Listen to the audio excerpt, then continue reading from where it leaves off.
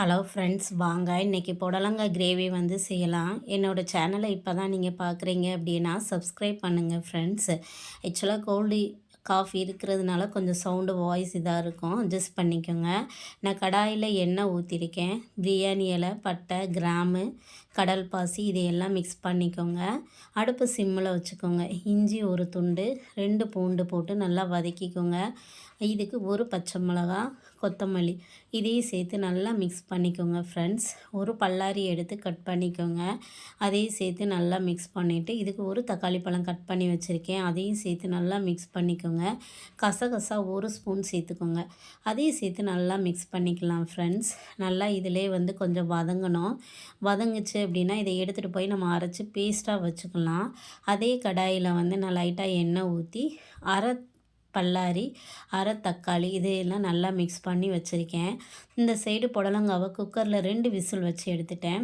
தனியாக ஒரு கடாயில் வந்து எண்ணெய் ஊற்றி அந்த புடலங்காவை வந்து லைட்டாக அந்த எண்ணெயிலே வதக்கிக்கிட்டேன். அப்படி போடும்போது கொஞ்சம் டேஸ்டியாகவும் இருக்கும், நல்லா சாப்பிட்றதுக்கு நல்லாயிருக்கும். இட்லி, சப்பாத்தி, பூரி, சாதத்துக்கெல்லாம் சாப்பிடும்போது செமையாக இருக்கும் ஃப்ரெண்ட்ஸ்.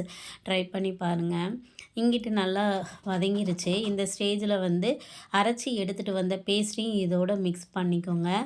ஸ்பைசஸ்லாம் ஆட் பண்ணிக்கலாம். சில்லி பவுடர் வந்து 1 ஸ்பூன், கரம் மசாலா 1 ஸ்பூன், பெருஞ்சீரகம் வந்து 3/4 ஸ்பூன் யூஸ் பண்ணிக்கோங்க, மஞ்சள் 1/4 ஸ்பூன் எல்லாம் சேர்த்து இதில் வந்து மல்லி பொடியும் சேர்த்து 2 ஸ்பூன் எடுத்து அதையும் நல்லா மிக்ஸ் பண்ணிக்கோங்க.